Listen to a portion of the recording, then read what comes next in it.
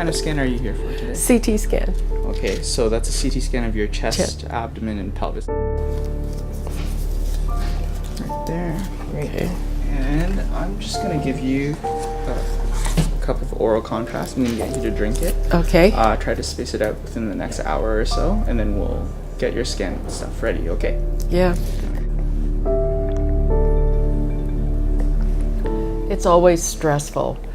This is the CT scan to see whether my pancreatic cancer has recurred.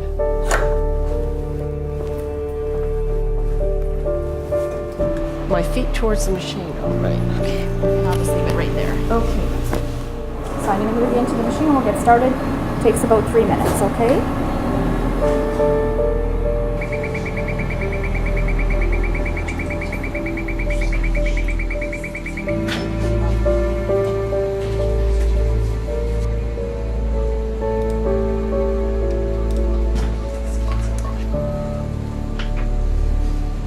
I'm glad the scan's over.